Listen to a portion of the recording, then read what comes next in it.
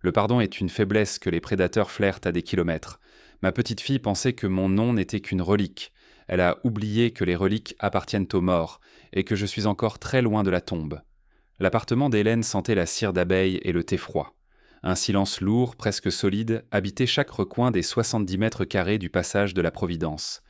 Hélène observait une particule de poussière danser dans un rayon de soleil hivernal. Elle ne bougeait pas. Elle attendait. Sur la table en chêne, son ordinateur portable restait ouvert, l'écran projetant une lueur bleutée sur ses rides profondes. Elle regardait le curseur clignoter. C'était un rythme cardiaque artificiel. Le matin même, à 6h42, Hélène avait reçu une notification de sa banque. Un prêt à la consommation. 30 000 euros, souscrit en ligne. Elle n'avait jamais demandé de prêt. Elle n'avait pas besoin d'argent. Elle possédait 3 immeubles à Lyon et un compte d'épargne que son défunt mari avait alimenté avec la précision d'un horloger suisse pendant 40 ans. Elle tourna lentement la tête vers la photo sur le buffet. Chloé, 22 ans. Un sourire éclatant, des dents trop blanches, des yeux qui ne fixaient jamais l'objectif. Chloé était venue s'installer chez elle 3 mois plus tôt, prétextant une rupture difficile et un besoin de calme pour ses études de droit. Hélène se leva. Le parquet grinça sous son pied droit. Un son sec, un craquement de bois sec qui résonna dans le couloir vide. Elle se dirigea vers la chambre d'amis, celle que Chloé occupait avant de disparaître 2 jours plus tôt, officiellement pour un voyage d'études à Nice. La porte était entr'ouverte. L'odeur changea immédiatement. Ce n'était plus la cire, mais un parfum synthétique, lourd, une vanille bon marché qui collait au rideau. Hélène entra. Elle ne toucha à rien. Ses yeux balayèrent la pièce avec la rigueur d'un scanner. Un tube de rouge à lèvres sans bouchon sur la commode. Un reçu de carte bancaire froissé dans la corbeille. Elle se pencha et ramassa le papier. Un achat chez un maroquinier de luxe. Boulevard Haussmann, 880 euros, payé avec la carte de crédit d'Hélène. La date correspondait au mardi précédent, alors qu'Hélène était censée être chez son podologue. Elle lissa le papier avec son pouce. Son visage restait de marbre. Aucune colère. Juste une observation clinique. Chloé n'avait pas seulement volé de l'argent. Elle avait utilisé les codes d'accès numérique de sa grand-mère, ses scans de cartes d'identité stockés dans le coffre-fort numérique, pour s'inventer une vie de faste sur le dos d'une femme qu'elle jugeait sénile. Hélène retourna dans le salon. Elle s'assit dans son fauteuil Voltaire. Le velours était froid. Elle posa ses mains à plat sur ses cuisses. Elle se souvint du regard de Chloé quand elle lui expliquait comment utiliser les applications bancaires pour simplifier sa vie. Chloé était patiente. Elle montrait les icônes avec un doigt manucuré. Elle disait « Tu vois, grand-mère, c'est pour ton bien. Comme ça, tu n'as plus besoin de te déplacer. » Hélène l'avait regardé faire, feignant l'incompréhension, laissant la jeune femme taper les mots de passe, enregistrer les empreintes, valider les doubles authentifications sur le nouveau téléphone que Chloé lui avait offert. Ce que Chloé ignorait, c'est qu'Hélène avait passé 30 ans à la direction financière d'une firme pétrolière. Elle connaissait les flux. Elle connaissait les traces. Elle savait que chaque clic laissait une cicatrice dans le système. Elle regarda l'horloge murale. Le balancier oscillait. Un tic-tac sourd. Hélène se leva à nouveau et se dirigea vers la cuisine. Elle remplit la bouilloire. Le bruit de l'eau qui coule était le seul signal de vie dans l'appartement. Elle ne prépara pas de thé. Elle resta debout, observant la vapeur monter, ses yeux fixés sur le mur blanc. Chloé l'avait appelée « la veille ». Sa voix était sucrée, rapide. « Je t'aime, grand-mère. Repose-toi bien. Ne t'inquiète pas pour les courriers, je m'en occupe à mon retour. » Hélène n'avait rien dit, elle avait simplement raccroché. Le piège était déjà refermé, mais Chloé pensait être la chasseuse. Elle pensait que sa grand-mère n'était qu'une source de revenus passive, une identité vide qu'elle pouvait habiter. Hélène retourna à son ordinateur. Elle n'allait pas appeler la police. Pas encore. La police était une solution bruyante et souvent inefficace pour ce genre de trahison familiale. Elle préférait une approche plus chirurgicale. Elle commença à taper sur le clavier. Ses doigts étaient agiles malgré l'arthrose. Elle se connecta au compte Instagram de Chloé. Elle fit défiler les photos. Chloé dans un hôtel 5 étoiles. Chloé avec un sac de créateur. Chloé riant avec des amis qui ressemblaient à des accessoires de mode. Chaque photo était une preuve. Chaque légende était un aveu. Hélène prit une capture d'écran de chaque publication. Elle les enregistra dans un dossier nommé Plekimar Condiceme Patrimoine. Puis, elle ouvrit un logiciel de gestion de base de données qu'elle n'avait pas utilisé depuis des années. Elle commença à lister tous les comptes que Chloé avait ouverts en son nom. Il y en avait 7, 3 cartes de crédit, 2 prêts personnels, un abonnement à un club de conciergerie de luxe. Le montant total dépassait les 100 000 euros. La nuit tombait sur Paris. Les ombres s'étiraient sur le tapis persan. Hélène ne dînait pas. Elle n'avait pas faim. Elle ressentait une clarté mentale absolue, une sorte de froid polaire qui purifiait tant ses pensées. Elle se souvenait de la naissance de Chloé. Elle se souvenait de l'avoir tenue dans ses bras. Elle se souvenait du poids de l'enfant. Ce poids était devenu une dette. Et les dettes, dans le monde d'Hélène, se payaient presque toujours au prix fort. Elle ferma l'ordinateur. Le silence revint, plus dense qu'auparavant. Elle se rendit dans sa chambre. Elle ouvrit son armoire et sortit un petit coffret en métal caché sous ses draps de lin. Elle l'ouvrit. À l'intérieur se trouvait une clé USB et un vieux carnet de notes. C'était son assurance vie.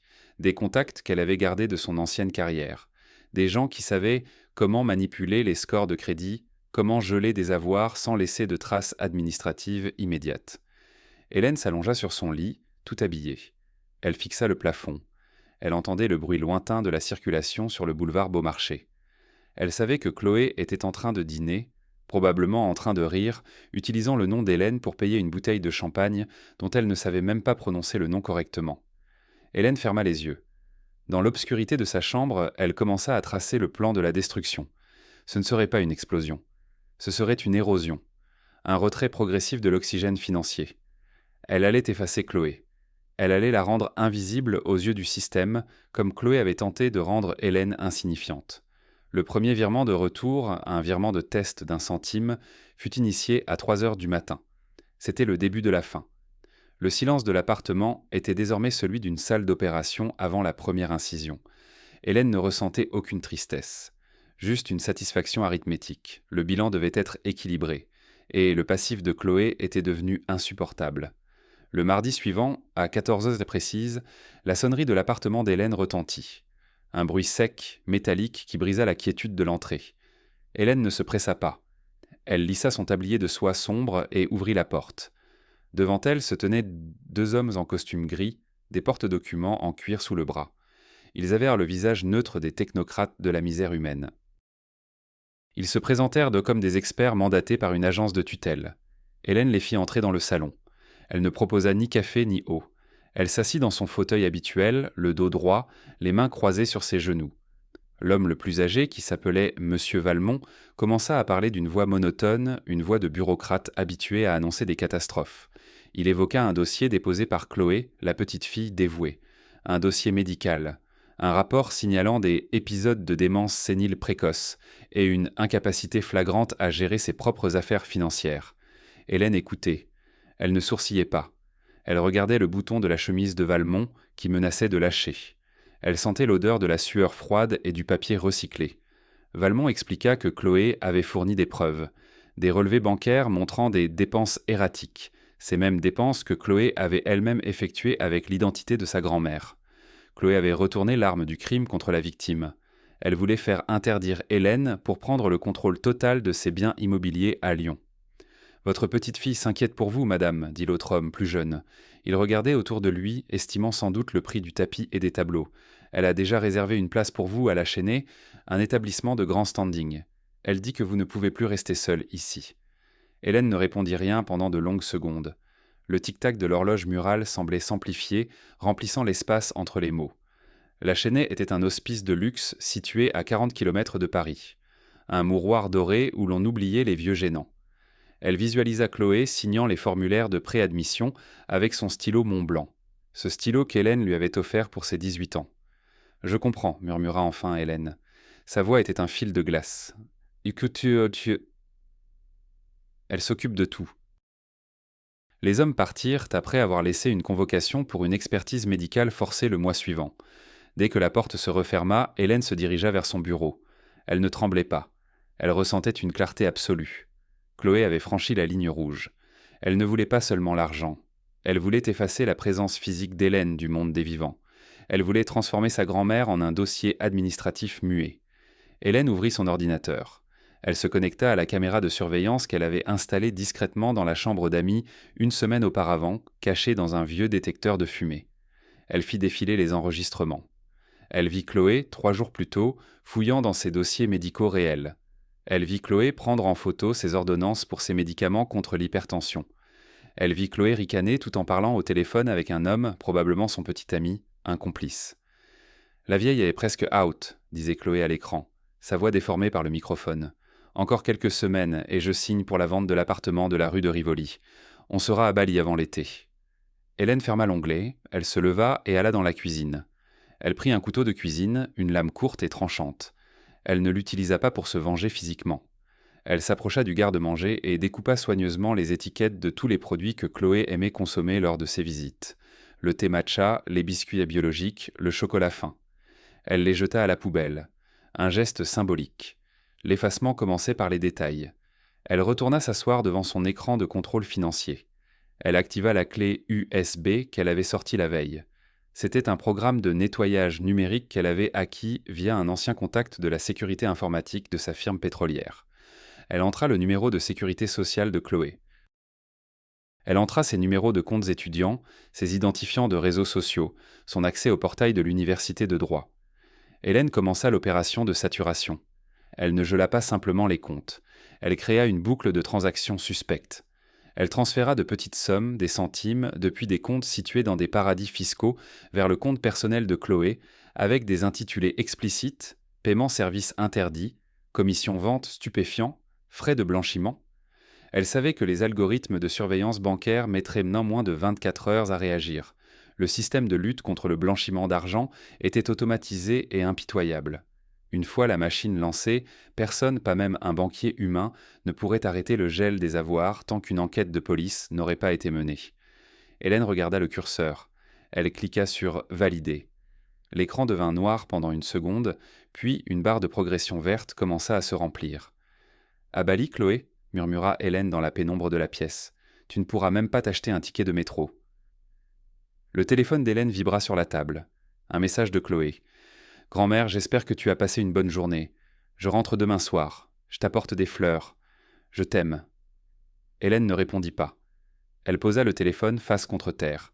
Elle se leva, alla vers la fenêtre et regarda la rue. Une voiture de police passait, ses gyrophares bleus balayant les façades des immeubles haussmanniens. Hélène resta immobile, le visage de marbre. Elle n'était plus une grand-mère. Elle n'était plus une victime. Elle était un prédateur calme, observant sa proie s'enfoncer dans le sable mouvant qu'elle avait elle-même créé. L'incident déclencheur était consommé, le pont était brûlé. La guerre de l'ombre venait de commencer, et Chloé ne savait même pas qu'elle était déjà à découvert. Le mercredi soir, la serrure de l'appartement tourna avec un cliquetis familier. Chloé entra, une brassée de lys blanc, dans les bras. L'odeur des fleurs, trop forte, presque funéraire, envahit immédiatement l'entrée. Hélène était assise dans la cuisine, devant une tasse de bouillon clair. Elle ne leva pas les yeux. Elle écoutait le bruit des talons de sa petite fille sur le parquet, un rythme rapide, nerveux, celui d'une femme qui a trop de secrets à cacher. « Grand-mère, je suis rentrée. Regarde, je t'ai apporté tes fleurs préférées », lança Chloé d'une voix haut perchée, artificielle. Hélène tourna lentement la tête. Ses yeux gris, délavés par le temps, mais d'une précision chirurgicale, fixèrent les mains de Chloé. La jeune femme tenait son iPhone dernier cri, mais son expression changea soudainement. Elle fronça les sourcils. Elle tapota frénétiquement sur l'écran. « C'est bizarre », murmura Chloé pour elle-même. « Mon application bancaire ne s'ouvre pas. » Hélène prit une cuillère de bouillon. Le liquide était chaud, insipide. « Peut-être est-ce un problème de réseau, ma chérie », dit Hélène d'un ton monocorde. « La technologie est si capricieuse. » Chloé s'installa à la table, posant les fleurs négligemment. Elle ne remarqua pas que les étiquettes de ses produits préférés avaient d'enfin disparu dans la poubelle. Elle était obsédée par son téléphone. Elle essayait de se connecter, son visage devenant progressivement pâle sous son maquillage coûteux. Ce qu'elle ne savait pas, c'est qu'Hélène avait passé l'après-midi à signaler le vol de ses propres identifiants numériques, tout en liant l'adresse IP de l'appartement à des tentatives de piratage massif. Soudain, le téléphone de Chloé sonna. Un numéro masqué. Elle décrocha, impatiente. « Allô ? Oui, c'est moi. » « Comment ça, bloqué ? Quelle enquête ?» La voix de Chloé monta d'une octave. « Je ne comprends pas. C'est une erreur. Je suis étudiante en droit, je connais mes droits. » Elle raccrocha brutalement. Ses mains tremblèrent légèrement. Hélène observait le tremblement. C'était un mouvement fascinant, comme celui d'une feuille avant la tempête. « Un souci, Chloé ?» demanda Hélène, sa voix restant d'une platitude absolue. « Juste une erreur administrative idiote, grand-mère. Ils disent bon que mon compte est sous surveillance pour activité suspecte. Ils ont gelé mes cartes. Je ne peux même pas payer mon taxi de demain. Oh, quelle tristesse, répondit Hélène. Elle ne sourit pas. Le sarcasme était inutile quand la réalité était déjà si cruelle. Mais ce n'était que le début. Le plan d'Hélène ne visait pas seulement l'argent. Il visait l'existence sociale de Chloé. Dans l'après-midi, Hélène avait envoyé une série de courriels anonymes, mais sourcés de manière interne, à l'administration de la faculté de droit où Chloé étudiait. Ces courriels contenaient des preuves irréfutables, des captures d'écran que Chloé avait elle-même prises, montrant que la jeune femme utilisait des logiciels de triche et qu'elle avait plagié son dernier mémoire en utilisant une intelligence artificielle sophistiquée payée avec la carte de crédit d'Hélène. Le lendemain matin, le réveil fut brutal. Le courrier arriva à 11 heures. Une lettre recommandée avec accusé de réception. Chloé la déchira avec les dents. Hélène, debout dans le couloir, observait la scène, immobile comme une statue de sel. La lettre informait Chloé de sa suspension immédiate de l'université, en attendant une commission disciplinaire pour fraude académique. Le monde de Chloé, ce monde de privilèges et de faux-semblants qu'elle avait construit sur les ruines de l'identité de sa grand-mère, commençait à s'effondrer par les bords. « C'est toi !» hurla soudain Chloé, se tournant vers Hélène, la lettre froissée dans sa main. « C'est toi qui as fait ça, sale vieille peau. Tu as appelé l'école ?» Hélène ne recula pas. Elle ne scia pas. Elle s'avança d'un pas, ses chaussures d'intérieur ne produisant aucun son. « Je suis une femme sénile, Chloé. Tu l'as dit toi-même aux experts de la tutelle. Comment pourrais-je manipuler les systèmes d'une université ? Je sais à peine utiliser une télécommande, n'est-ce pas ?» Le ton d'Hélène était si dépourvu d'émotion qu'il en devenait terrifiant. C'était la voix de la logique pure, froide et tranchante. Chloé resta bouche bée. Elle vit pour la première fois, derrière le masque de la vieillesse, la directrice financière impitoyable qu'Hélène avait été pendant 3 décennies. « Tes amis appellent », ajouta Hélène en désignant le téléphone qui vibrait à nouveau sur la table. « Il semblerait que tes photos sur Instagram aient été signalées pour violation des conditions d'utilisation. Ton compte a disparu, Chloé. Ton identité numérique est morte. » Chloé se jeta sur son téléphone. Elle cria. Un cri de rage impuissante qui ricocha sur les murs de l'appartement. Son compte, ses milliers d'abonnés, ses preuves de vie sociale, tout avait été effacé suite à une plainte pour usurpation d'identité déposée par la véritable détentrice des moyens financiers, Hélène. Hélène retourna dans sa chambre et ferma la porte à clé. Elle s'assit sur son lit et déplia le journal du jour. Elle commença à lire la rubrique nécrologique. C'était une habitude. Elle aimait voir qui était parti. Aujourd'hui, c'était le futur de Chloé qui venait de mourir, et la cérémonie ne faisait que commencer. Le vendredi matin, l'atmosphère dans l'appartement était devenue irrespirable. L'odeur des lys, maintenant fanées, s'était transformée en un parfum de décomposition sucrée. Chloé ne se cachait plus. Elle errait dans les pièces comme un spectre furieux, les cheveux défaits, les yeux cernés par une nuit d'insomnie passée à essayer de joindre des banques qui ne lui répondaient plus. Hélène était dans la cuisine, découpant méthodiquement un pamplemousse. Le bruit de la lame glissant sur l'écorce était le seul son dans la pièce. Chloé surgit, les mains tremblantes, tenant un dossier qu'elle avait forcé dans le secrétaire d'Hélène. « Tu penses t'avoir gagné ?» cracha Chloé. Sa voix était rauque, brisée par la colère. « J'ai les documents de la SCI. Si je ne peux pas avoir l'argent, personne ne l'aura. Je vais dire à la police que c'est toi qui as organisé ces virements suspects pour simuler un piratage. Je vais dire que tu es devenue folle et dangereuse. » Hélène posa son couteau.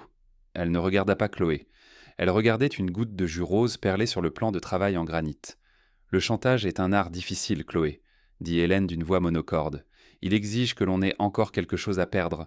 Toi, tu n'as plus rien. »« J'ai encore ton nom, » hurla la jeune femme en frappant la table du poing, « et je vais le traîner dans la boue jusqu'à ce que tu me supplies de t'aider. » Hélène se leva lentement. Elle se dirigea vers le téléphone fixe mural, un vieil appareil à touche qu'elle préférait à toute technologie moderne. Elle ne composa pas le numéro de la police. Elle composa celui d'un cabinet d'avocats, spécialisé dans le droit criminel des affaires, le cabinet où elle avait autrefois ses entrées. « Maître Lefebvre, c'est Hélène, oui. Le dossier C. Vous pouvez lancer la procédure pour vol aggravé, abus de faiblesse et usurpation d'identité. Toutes les preuves numériques sont sur le serveur sécurisé. Oui, merci. » Elle raccrocha. Le silence qui suivit fut plus lourd que le cri de Chloé. « Tu viens de signer ton arrêt de mort sociale, » murmura Chloé, bien que ses yeux trahissent une terreur naissante. Mais Hélène n'avait pas fini. Elle sortit de sa poche un petit enregistreur numérique qu'elle portait sur elle depuis le retour de Chloé. Elle appuya sur « Play ». La voix de Chloé résonna dans la cuisine, claire, haineuse, détaillant comment elle comptait droguer Hélène avec ses propres somnifères pour l'emmener de force à l'hospice le week-end suivant. Chloé devint livide. La couleur quitta ses joues instantanément, laissant place à une pâleur de craie. Elle fit un pas en arrière, trébuchant contre une chaise. « Ce n'est pas seulement une affaire d'argent désormais, Chloé, » continua Hélène, son ton restant plat, sans une once de triomphe. « C'est une tentative d'enlèvement et de séquestration planifiée. Les enquêteurs de la brigade financière sont déjà en train d'éplucher tes conversations avec ton complice. Ce garçon, Marc, je crois, celui qui a loué la camionnette pour samedi ?» Le nom de Marc fut le coup de grâce. Chloé s'effondra sur le carrelage, ses jambes ne la portant plus. Elle réalisa que chaque murmure, chaque complot chuchoté dans l'obscurité de sa chambre avait été capté, archivé, transformé en pièces à conviction. Hélène retourna à son pamplemousse. Elle mangea un quartier, lentement. L'amertume du fruit lui convenait parfaitement. Elle ne regardait pas la silhouette brisée à ses pieds. Elle n'éprouvait aucune pitié, car la pitié est une émotion, et Hélène ne fonctionnait plus qu'à la logique comptable. Soudain, on frappa à la porte. Des coups secs, autoritaires. « C'est sans doute pour toi », dit Hélène en s'essuyant les lèvres avec une serviette en lin blanc. Chloé essaya de se lever, de s'enfuir par la porte de service, mais elle savait que c'était inutile. Hélène l'avait enfermée dans une cage faite de ses propres mensonges. Les enjeux avaient changé. Ce n'était plus une querelle de famille, c'était le début d'une instruction judiciaire où l'accusé n'avait aucune issue. Hélène alla ouvrir. Sur le palier, 2 officiers de police et un expert judiciaire. Hélène s'effaça pour les laisser passer. Elle désigna la cuisine d'un geste de la main, comme on indique la direction d'un objet encombrant dont on souhaite se débarrasser. « Elle est là-bas », dit-elle simplement. Le calme d'Hélène était si absolu qu'il en devenait inhumain. Elle regarda les menottes se refermer sur les poignets de sa petite fille. Elle regarda Chloé être emmenée, sanglotant, criant des excuses qui se perdaient dans le vide du couloir. Quand la porte se referma pour la dernière fois, Hélène ne s'assit pas. Elle prit un balai et commença à ramasser les pétales des lys fanés qui jonchaient dans le sol. Le nettoyage était presque terminé. Le passif était en train d'être liquidé. La cellule de garde à vue sentait le désinfectant bon marché et l'angoisse rance. Chloé était assise sur le banc en bois, les coudes sur les genoux. Ses mains, autrefois si soignées, étaient maintenant tachées d'encre et de sueur. Elle avait demandé un avocat. On lui avait répondu que le cabinet Lefebvre, le sien, pensait-elle, s'était désisté pour conflit d'intérêts. Elle avait demandé à appeler sa mère, Catherine. À l'autre bout de Paris, dans le silence de son appartement, Hélène regardait son téléphone fixe. Elle avait déjà parlé à sa fille. La conversation avait été brève. Hélène n'avait pas crié. Elle avait simplement envoyé un dossier PDF à Catherine, les preuves du plan de Chloé pour interdire sa propre mère après avoir fini de dépouiller sa grand-mère. Catherine, effondrée par la trahison de sa propre fille, avait choisi le silence. Le téléphone de la cellule sonna. Un policier entra. « Votre mère refuse de prendre l'appel », dit-il sans émotion. « Votre ami Marc, il a été interpellé, il a tout signé. Il dit que vous étiez le cerveau de l'opération. Il cherche un accord avec le procureur. » Chloé sentit un froid polaire envahir ses poumons. Marc, son allié, son complice, l'avait vendue pour quelques mois de sursis. Elle était seule. Pendant ce temps, Hélène agissait. Elle ne restait pas prostrée. Elle était devant son bureau, les lunettes sur le nez. Elle vidait méthodiquement la chambre d'amis. Elle ne jetait rien de manière désordonnée. Elle plaçait chaque vêtement de marque, chaque chaussure de luxe, chaque sac à main dans des sacs poubelles noirs, épais et opaques. Elle ne ressentait aucune nostalgie. Elle se souvenait de Chloé petite, jouant avec ses colliers de perles. Mais ce souvenir était désormais une donnée corrompue. Elle le supprima mentalement. Elle descendit les sacs un par un vers le local à ordures. Le bruit du plastique froissé contre les murs du couloir était le seul requiem pour la vie de Chloé. Ensuite, Hélène passa à la phase finale du nettoyage financier. Elle n'allait pas seulement récupérer son argent, elle allait s'assurer que Chloé sorte de prison avec une dette souveraine. Elle utilisa les clauses de résiliation de la SCI pour geler les parts que Chloé devait recevoir par héritage anticipé. Elle liquida les fonds de prévoyance. À 22 heures, Hélène s'assit dans sa cuisine vide. Elle ouvrit une bouteille de vin blanc, un chablis bien frais. Le vin coulait dans le verre avec un glou-glou cristallin. Elle prit une gorgée. L'acidité était parfaite. Le silence dans l'appartement était désormais pur. Il n'y avait plus de parfum de vanille, plus de bruit de talons, plus de mensonges suspendus dans l'air. Chloé n'était plus qu'une ligne de crédit négative dans un registre lointain. Elle n'avait plus de foyer, plus de famille, plus d'avenir universitaire, et bientôt, plus de liberté. Hélène regarda ses propres mains. Elles étaient sans les stables. Elle se demanda brièvement si elle était un monstre. Mais la logique reprit vite le dessus. Un prédateur n'est pas un monstre, il est une nécessité biologique. Chloé avait tenté de dévorer la source. La source s'était simplement tarie, laissant le parasite mourir de soif. Dans sa cellule, Chloé commença à frapper contre la porte en métal. Elle criait le nom de sa grand-mère. Elle demandait pardon. Mais les murs étaient intépés. Et à l'autre bout de la ville, Hélène avait déjà débranché le téléphone. La nuit était tombée, et pour Chloé, le soleil ne se lèverait plus jamais sur le monde qu'elle connaissait. Elle était au fond du gouffre, et le fond était encore plus profond qu'elle ne l'avait imaginé. 6 mois s'étaient écoulés. L'appartement du passage de la Providence avait retrouvé sa respiration lente. Hélène était assise sur son balcon, observant les toits de Paris se teinter de gris sous une pluie fine d'automne. Le bruit de l'eau contre le zinc était régulier, apaisant, comme le métronome d'une vie sans imprévu. Chloé avait été condamnée. 2 ans de prison, dont un ferme pour abus de faiblesse, vol aggravé et tentative de séquestration. Les journaux locaux avaient consacré un entrefilet à l'affaire, une étudiante en droit dévorée par l'ambition. Hélène avait découpé l'article, l'avait plié en 4 et l'avait placé dans une enveloppe qu'elle n'ouvrirait jamais. Chloé n'avait plus rien. À sa sortie, elle ferait face à une dette civile de 150 000 € envers sa grand-mère, une somme qu'Hélène avait fait acter par voie de justice. Chloé travaillerait toute sa vie pour rembourser un nom qu'elle n'avait plus le droit de porter avec fierté. Elle était devenue une débitrice éternelle, une ombre condamnée à la survie. Hélène se leva et retourna à l'intérieur. Elle se dirigea vers la chambre d'amis. La pièce était désormais un bureau vide. Les murs avaient été repeints en blanc cassé.